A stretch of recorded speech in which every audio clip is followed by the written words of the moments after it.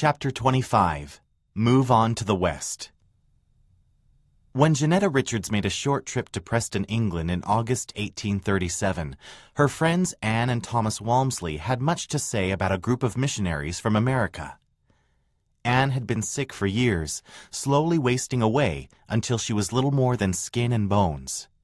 When Heber Kimball preached to her, he promised that she would be healed if she had faith, repented, and entered the waters of baptism. Anne was baptized into the new church soon after, along with 8 others, and her health began to improve steadily. Many of the people who were baptized had belonged to the congregation of James Fielding. Although Reverend Fielding had allowed the missionaries to preach in his church, he refused baptism himself and had come to resent the loss of his parishioners. Janetta was intrigued by the message of the American missionaries. She lived in a small rural village called Walkerfold, 15 miles from Preston's smokestacks and crowded streets.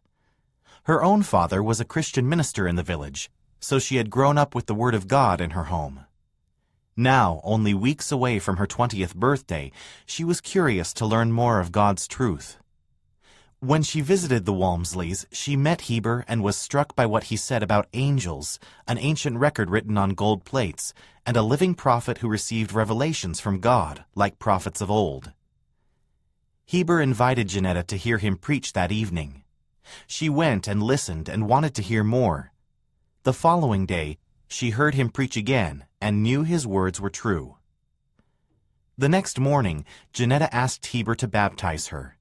He and Orson Hyde followed her to the banks of the River Ribble, and Heber immersed her in the water. They then confirmed her at the river's edge. Janetta wanted to stay in Preston with the other saints after her baptism, but she needed to return to her parents in Walkerfold. She was eager to share her new faith with them, yet she was unsure how her father would respond to her decision to join with the saints. "The Lord will soften the heart of thy father," Heber told her. "I will yet have the privilege of preaching in his chapel." Hoping he was right, Janetta asked Heber to pray for her. Joseph traveled that same summer to Canada to visit the saints in Toronto. In his absence, Joseph Sr. spoke at a Sunday meeting in the Kirtland Temple about the floundering Safety Society. He defended his son's character and condemned the actions of the dissenters who were sitting at the other end of the room.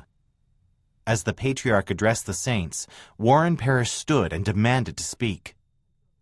Joseph Sr. told him not to interrupt, but Warren bounded across the room and forced his way onto the stand. He seized Joseph Sr. and tried to pull him away from the pulpit. The patriarch cried out for Oliver Cowdery, who served as the local justice of the peace, but Oliver did nothing to help his old friend. Seeing his father in danger, William Smith sprang to his feet, threw his arms around Warren, and dragged him off the stand. John Boynton lunged forward, unsheathing a sword. He pointed the blade at William's chest and threatened to run his fellow apostle through if he took another step. Other dissenters drew knives and pistols from their pockets and surrounded William. The temple erupted in chaos. People scrambled for doorways or escaped out nearby windows. Constables burst into the room, pushed through the fleeing crowd, and grappled with the armed men. When Joseph returned to Kirtland a few weeks later and learned what had happened, he convened an emergency conference of the saints and called for a sustaining vote of each leader in the church. The saints sustained him in the first presidency, but rejected John Boynton, Luke Johnson, and Lyman Johnson as members of the Quorum of the 12. The vote of confidence was assuring, though Joseph knew Kirtland's problems were far from over. As the only stake in the church, Kirtland was supposed to provide a gathering place for the saints. But the town was struggling economically and spiritually, and the dissenters were turning vulnerable church members against him. For many people, Kirtland had ceased to be a place of peace and spiritual strength. Recently, through a vision, the Lord had urged Joseph to create new stakes of Zion and enlarge the borders of the church. Joseph and Sidney now believed it was time to go to Missouri, inspect the new settlement at Far West, and establish other stakes as gathering places for the saints. Joseph needed to visit Missouri for other reasons as well. He worried that the apostasy in Kirtland had carried over to church leaders in Zion. When they founded Far West, John Whitmer and William Phelps had not counseled with the bishopric or high council as directed by revelation. They had also bought land with donated money in their own names and sold it for personal profit. Although both men had admitted their error, Joseph and other church leaders suspected that they were still being dishonest in their management of land in Missouri. Joseph also worried about the influence of members of his own first presidency who were preparing to move to Far West. Frederick Williams had clashed with him over the management of the Kirtland Safety Society, and it had hurt their friendship. Oliver, meanwhile, had become uncomfortable with Joseph taking a more active role in local economics and politics. Both he and David Whitmer, the president of the church in Missouri, felt that Joseph was exerting too much influence over temporal matters in his role as prophet. While these men were not in league with Warren Parrish or the other dissenters, their loyalty to Joseph had waned over the last 8 months, and he worried about them causing problems in Zion. Before leaving Kirtland, Joseph asked his brother Hiram and Thomas Marsh to go to Far West ahead of him, to warn the faithful saints about the growing rift between him and these men. Hiram accepted the mission, though it meant leaving his wife Jerusha when she was just weeks away from delivering their 6th child. Oliver's falling out with the prophet went beyond disagreements over how to lead the church. Since learning about plural marriage during his inspired translation of the Bible, Joseph had known that God sometimes commanded his people to practice the principle. Joseph had not acted on this knowledge immediately, but a few years later, an angel of the Lord had commanded him to marry an additional wife. After receiving the commandment, Joseph struggled to overcome his natural aversion to the idea.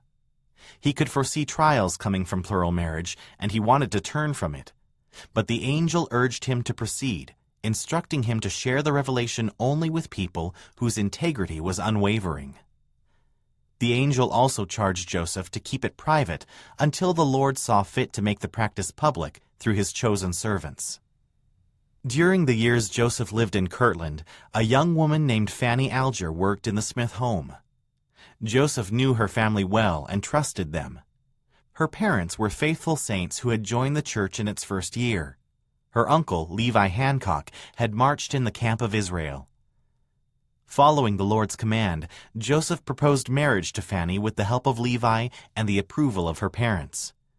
Fanny accepted Joseph's teachings and his proposal, and her uncle performed the ceremony. Since the time had not come to teach plural marriage in the church, Joseph and Fanny kept their marriage private, as the angel had instructed. But rumors spread among some people in Kirtland. By the fall of 1836, Fanny had moved away. Oliver was deeply critical of Joseph's relationship with Fanny, although how much he knew about it is unclear. What Emma knew about the marriage is also uncertain. In time, Fanny married another man and lived apart from the main body of the saints.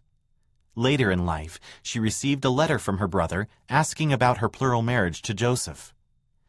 "That is all a matter of our own," Fanny wrote back, "and I have nothing to communicate."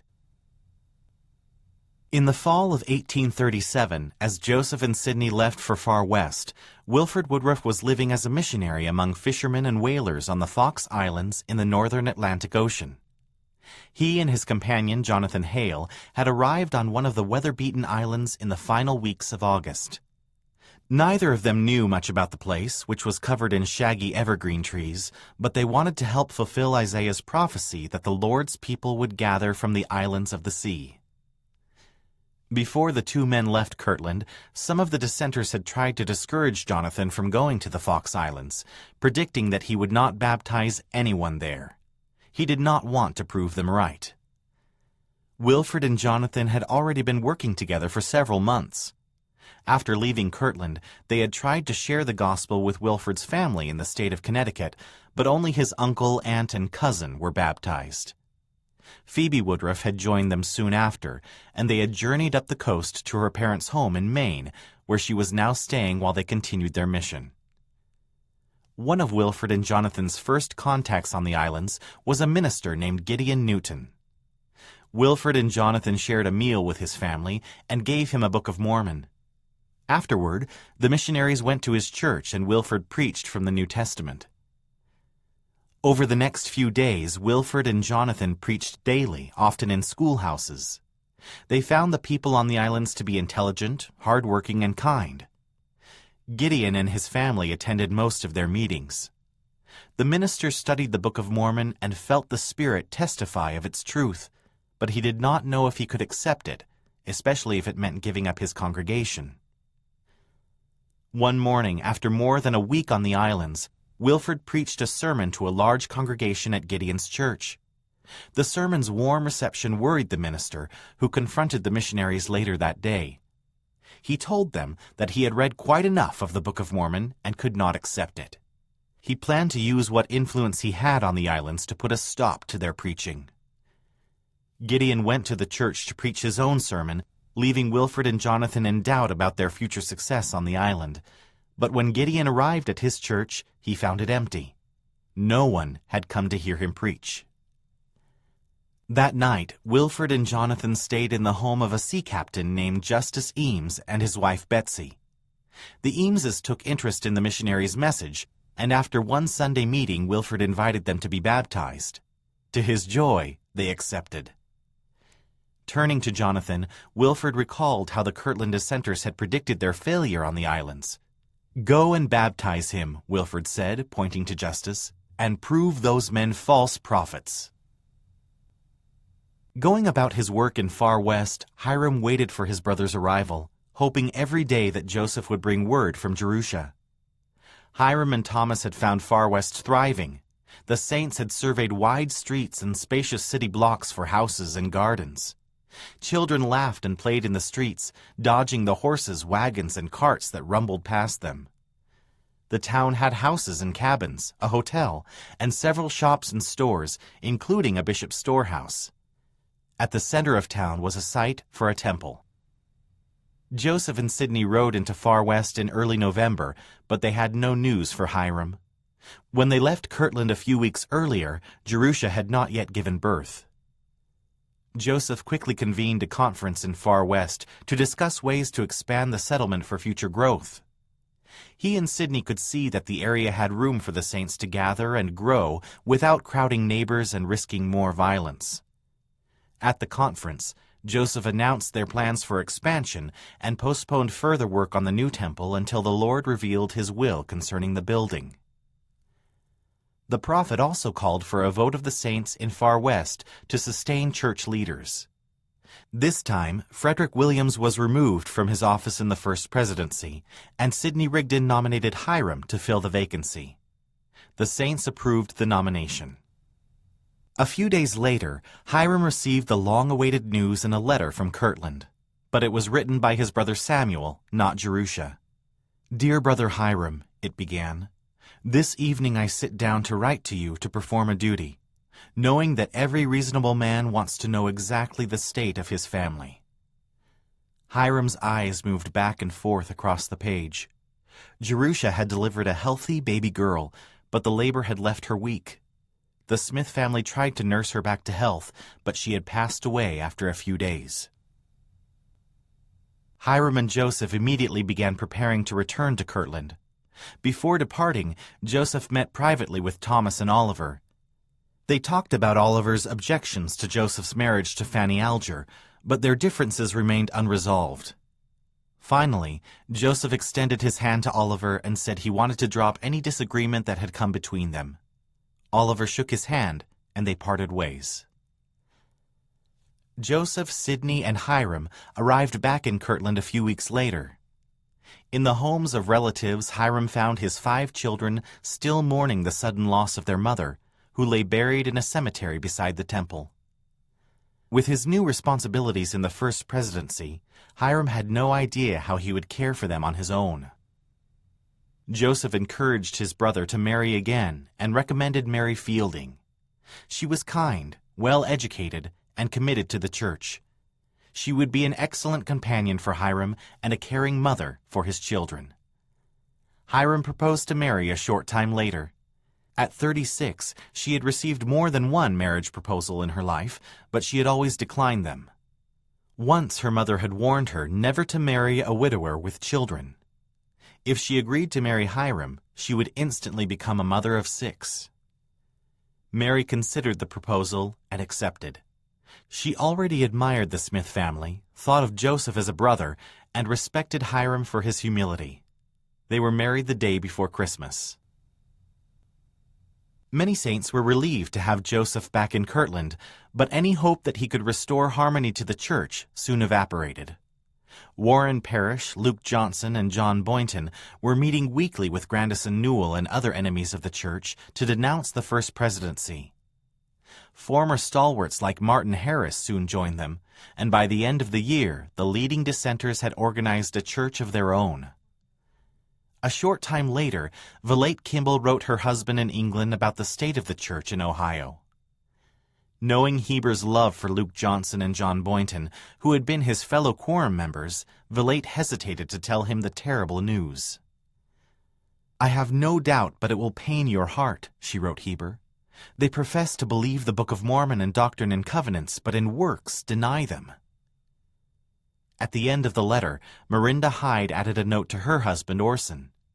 Marinda's older brother was Luke Johnson, and the apostasy was just as heartbreaking for her. "Such times in Kirtland you never witnessed as we now have," she wrote, "for it seems that all confidence in each other is gone." She had to watch and pray to know for herself the right course to take through the perilous times. "If ever I wanted to see you in my life," she told Orson, "it is now." Nothing seemed to temper the dissenters' feelings. They claimed that Joseph and Sidney had mismanaged the Kirtland Safety Society and cheated the saints. Warren believed that a prophet should be more godly than other people, and he used the Safety Society's demise to show how Joseph fell short of this standard. After months of trying to reconcile with the leading dissenters, the Kirtland High Council excommunicated them. The dissenters then seized the temple for their own church meetings and threatened to drive anyone who was still loyal to Joseph out of Kirtland.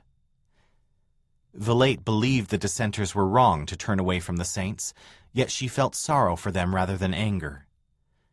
"After all that I have said about this dissenting party," she wrote Heber, "there are some of them that I love, and I have great feeling and pity for them." She knew the collapse of the Safety Society had tried them spiritually and temporally. She, too, thought that Joseph had made mistakes while managing the institution, but she had not lost faith in the prophet. "I have every reason to believe that Joseph has humbled himself before the Lord and repented," she told Heber, and she trusted that the church would weather the storm. "The Lord says, 'He that cannot endure chastisement but denies me cannot be sanctified,'" she wrote. That might mean facing hostility in Kirtland alone while she and the children waited for Heber to return from his mission. Or if things got worse, it could mean abandoning their home and moving to Missouri. "If we shall have to flee," she told Heber, "I shall."